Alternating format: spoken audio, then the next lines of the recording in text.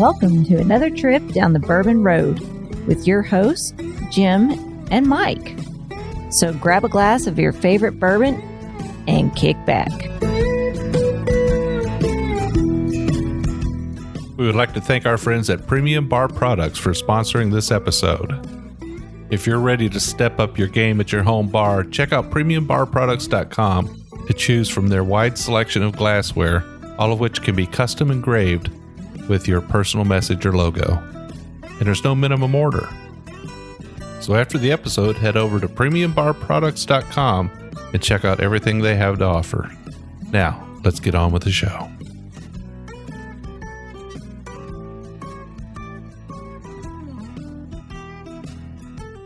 Hello, everybody. I'm Jim Shannon. And I'm Mike Hyatt. And this is the Bourbon Road. And today, Mike, we are not at Jip the Ben Farm.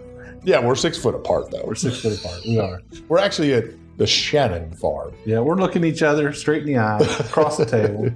I've got the good view, though. I'm looking out across the pasture and the horse fence out to the trees there, and you got a good view of my kitchen. Yeah, there ain't nothing wrong with that. All right. I was actually eyeballing the bourbon balls you have sitting over there. I'm telling you, listeners, these bourbon balls, they're made for Big Chief. They're my size. It fills up my whole hand. My wife said, you shouldn't make bourbon balls that big. They're not supposed to be that big. I said, I tried to make them small, but they just won't. It just doesn't work. As soon as you dip them in the chocolate, they get really big. So, oh, well. I just keep, every now and then, I'll just keep making them and get a little bit better. Hey, I wasn't complaining. It's like going to McDonald's and ordering a small ice cream, and that large one comes out and it's almost about to fall over. You don't complain about it. Right. You just enjoy it, right? Right. Absolutely. I agree with you completely. So, Jim, what do we got today? What's our craft distillery we're going to be tasting? Yeah. So today, Mike, we've got something from Oregon.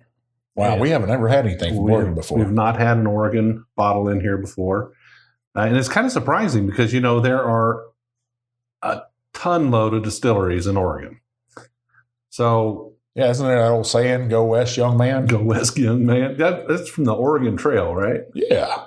1840s to 1860s. Gold, people hunting the gold, right?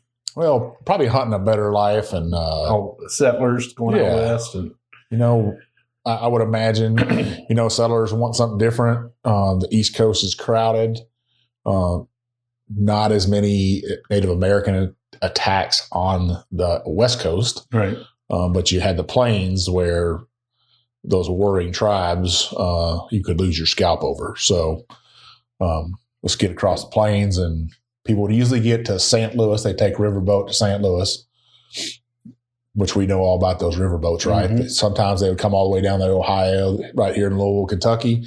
They'd make their way up to St. Louis on a riverboat, get off in St. Louis, and they would meet their wagon master, trail master, whatever you wanted to call him. And he would take a party of people out there. They would buy a wagon and fill it full of goodies and head west. Yeah. Well, Oregon Spirit, they're the makers of today's bottle, Oregon Spirit Distilleries. And how do we get our hands on this bottle, Mike? So our good friend Adam Boothby come up here, and he brought me 2 bottles. And he said, hey, man, I want you to review this. So he gifted us these bottles. This is one of them. I'm excited about it. So it's a 4-grain. Usually we don't get a lot of 4 grains here in Kentucky. Every once in a while, somebody will sneak one in on us. Definitely doing something different out there. So it's a Bottled In Bond. It's also a single barrel. So this is guaranteed to be 4 years old. Yeah. Guaranteed to be 100 proof. Yep. Guaranteed to be out of one distillery under one single master distiller in a single distilling season. We know that for a fact. So this is not contract distilled. It's not sourced. They're making this juice out there. And if you look up the Oregon Trail, Whiskey Trail, I guess is what it's called, Jim. Yeah. You'll see that they're making some whiskey out there. I didn't think they were making that much whiskey out there until you showed me that list. I thought they were growing green plants to be used for medicinal purposes. But well, they're doing that too. But they are obviously making a lot of whiskey out there. Yeah, I don't know how many distillers are on the Distillers Guild page, but I would have to say probably 50 to 60 distilleries in Oregon. Is that fair to say? Yeah, that page is loaded down with them. I'm just amazed that they have that many. I guess they're kind of they could be a sleeping giant out there. Could be. Well, it's a beautiful bottle. We were talking earlier how it kind of is a little reminiscent of like a rum bottle. Yeah, it does look like a rum bottle to me. Short, stocky, rounded edges. A beautiful bottle. It's got a nice medallion on the front of it. I think they did a great job with their labeling, the bottle overall. Let's hope the whiskey's that good. I'm looking forward to it. Well, we both have a glass in front of us, Mike. Let's check it out. All right, let's do it.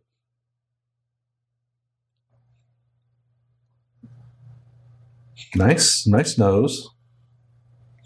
It's got a little bit of corn on it, I think. I was going to say a little bit of some earthiness there.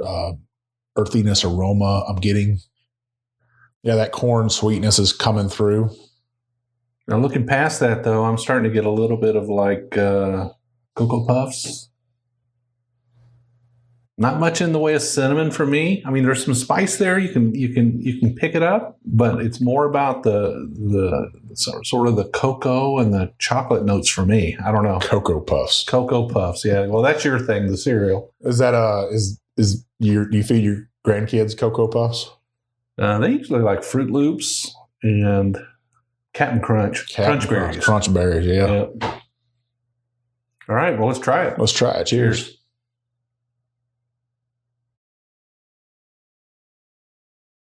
Well, that's nice.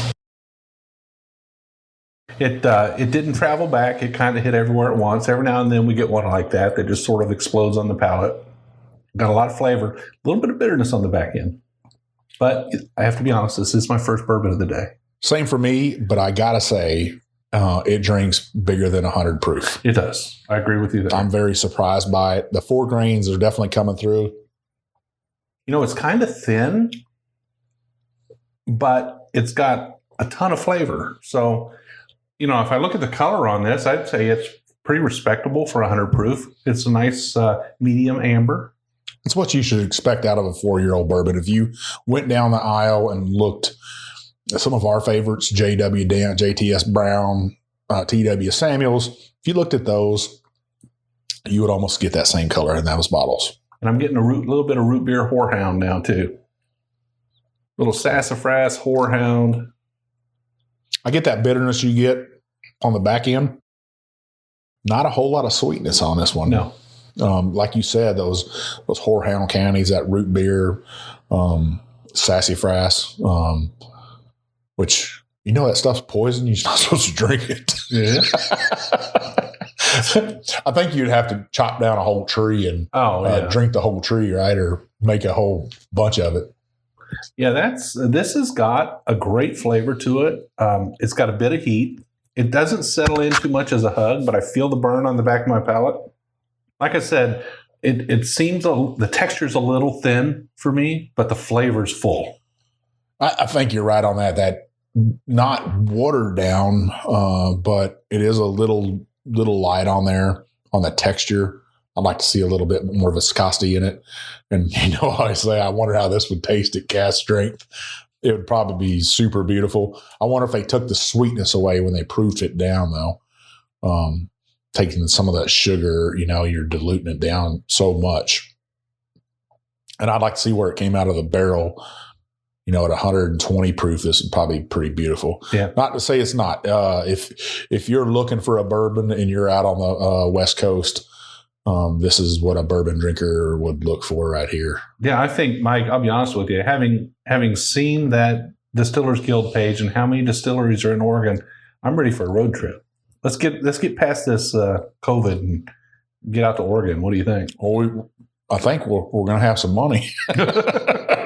I'm getting sweetness on that second sip, and I'm getting a little bit of Fireball on there.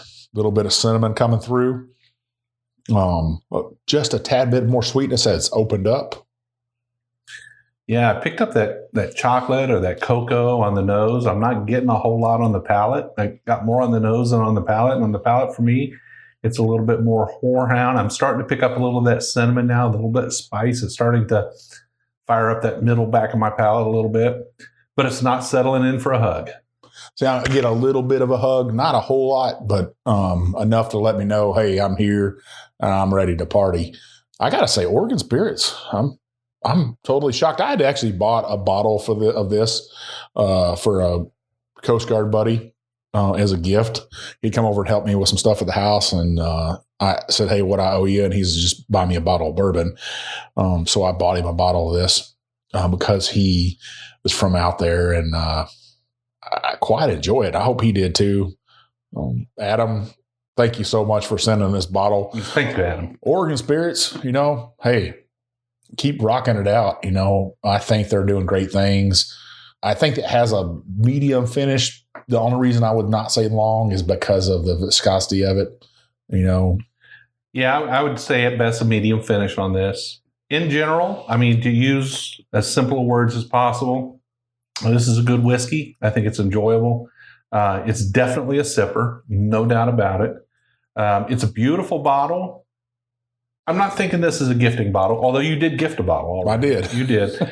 For me, probably not a gifting bottle. It is a beautiful bottle, no doubt about it. And if you had that special circumstance where somebody from Oregon, you want to treat them to a bourbon from Oregon, yeah, that's a good idea. Yeah. What's the cost on this, Jim? So this bottle shows on the Total Wine website at $65.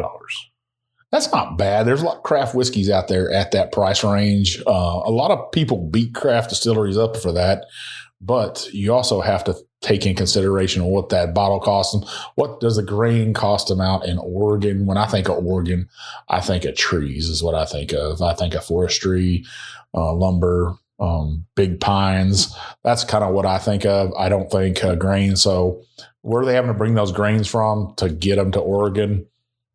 What did that bottle cost? What does their barrels cost them out there? I don't think big hardwoods, When I think of hardwoods, I think Kentucky, I think Missouri, I think of Ohio. I think these Midwestern states right in the Ohio, Tennessee, Cumberland Valley, the Ozarks. That's what I think, those big hardwoods, So yeah, so thumbs up to Oregon Spirit. I think they've got a great whiskey here. If it's in your price range and it's something you want to reach out for, I would say thumbs up for it. It's a good drink. Oregon Distillery Trail, definitely surprised by that. Looking forward to the day when we can go out there and belly up to some of those sampling bars on the Distillery Trail out there and talk to some of those people. I think they really got something going on. Yeah, I'd love to take a trip out there. So Jim, I kind of feel like we've been let down on a recipe thing. I haven't been getting a lot of recipes, and I haven't been getting photos for those. So this week we're not going to have a recipe. Hey, send me those recipes, send me those photos and stuff. Some people that have sent them in have sent us some great ones, though. And I know there's more bourbon recipes out there. Yeah, there's got to be. Send me your recipes, send me your photos, Mike@thebourbonroad.com. I'll post it up on our Thursday posts or on Friday. And we'll get your information out there, and you'll one day be in a cookbook, hopefully, that we do. Everybody else is releasing a cookbook. Why shouldn't me and Jim? What else are we releasing? Oh, man. We just released our Bourbon Bullshitter t-shirt. $25. That's a pretty fair price, standard price for a t-shirt. I know everybody wants it. Wants sexy model on there, Jim. Yeah, I tell you. So the t-shirt, 2X and 3X, it's a bigger shirt, more material. I know that for myself. So a couple extra bucks for those shirts, but they're up there. Buy them. They're made right here in Shelby County, Kentucky. We're not sourcing that out to a different country or anything. I think that's awful fair of us to try to stay local with that, right? Yeah, and they're going to hold up. They're good shirts, good quality shirts, so they're going to hold up. Yeah. And where else are you going to get a Bourbon Bullshitter t-shirt? Well, you want to rock that thing out. I want to see people wearing it on the Bourbon Trail. If we go out to Oregon, I want to see people wearing it out there. And you're supporting, a lot of people don't know this if they're new listeners and stuff. We are a veteran-owned and operated business. So that's what you're supporting as veterans. Both me and Jim are veterans. That's a big deal to us. And hopefully it's a big deal to you that both of us served our country, and the money's going to good dudes. And we're just going to pour that back into the podcast anyways. Barrel picks, more great merchandise. And then we'll probably take a trip out somewhere. Some events. Yep. All right, Mike. Well, people can find us on social medias. Yeah, you can find us at YouTube, Twitter. We don't get on those two a whole lot. No video on YouTube. 1 or 2 are on there. You can find us on Instagram and Facebook. We do have some videos on there and stuff. You might see me out on the road. I might pop into a local business on the trail out here just to say, hey, I think this is a business you can stop at, or this is a restaurant you want to eat at. They're not paying me nothing. I just go in there and ask them if I can make a video. So me and Jim don't make anything at that. We also have a Facebook group too, Jim. Called the Bourbon Roadies. And the Bourbon Roadies is about 1,300 like-minded people, guys and gals, who love to drink bourbon, talk about bourbon, share bourbon, take pictures of bourbon. And they're really good people, really great people. They give bourbon reviews, they give recommendations, they share bottles when they find them, but they're not rude at all, are they, Mike? No, we just don't do that in our group. 3 rules: you got to be 21, you got to like bourbon, and you got to play nice. Otherwise, the mods will probably boot you out of there. I would like to introduce a new moderator for our group, Drew Allen. He's going to come on board. As we grow, we're going to have some more moderators. Drew's did a lot for the podcast over the past year. He's been a great roadie. We wanted to bring him on board, help us out with our Facebook group. So you'll probably see Drew in there. I don't know how much more the man could be in there. Yeah, right. He lives in there, right? He lives in there. But he's been up here a couple of times. He's seen us. He's our Memphis guy down in Memphis, Tennessee. So if you're on the bourbon hunt down there, Drew's our guy. So yeah. All right. Well, we did just have a successful barrel pick. We're pretty much out of bottles now. I mean, we might have 2 or 3 to rub together, but if you're in desperate need of one of those bottles, we might be able to scrape one up for you. Just reach out to Mike or I. Go onto our website. There's a link on there on how you can get in and try to snatch up one of the last few. I mean, really, Mike, how many we got? Maybe 10? Maybe 10 left. Yeah. Hey, you missed out if you didn't get a bottle. If you still want a bottle, heck, I feel like I should charge you double for them. It is that good. It's great bourbon. I've already about a bottle and a half down. I know Jim's went through a bottle. We're going to send some out because we had some people give reviews. Thank you guys for giving us reviews on our Apple Podcasts. We really appreciate it. That's what gets us in to distilleries. That's what gets good guests on here. So, hey, if you're listening to us right now, scroll up, hit that subscribe button, and then scroll back down and leave us a review. We really appreciate it. We need those reviews. Jim, we're at 98 reviews right now on Apple Podcasts. Oh, I'd love to hit 3 digits. So wouldn't that be nice? Wouldn't that be nice? So, Jim, hey, great, another great distillery. Great bourbon, absolutely. I'm happy to have had it, and I look forward to more things out of Oregon. West Coast is starting to really impress, aren't they? Oh, if you haven't had some Woodinville, this right here would go right up against it. I think people need to get out there and buy it. All right. Well, we do 2 shows a week, a short episode like this and a full-length episode on Wednesdays. We always like to hear what you would like to see on the show, so feel free to reach out to Mike or I, either one. The best way to reach us is on Instagram. You can reach me at jshannon63. I'm One Big Chief. And we will see you down the Bourbon Road.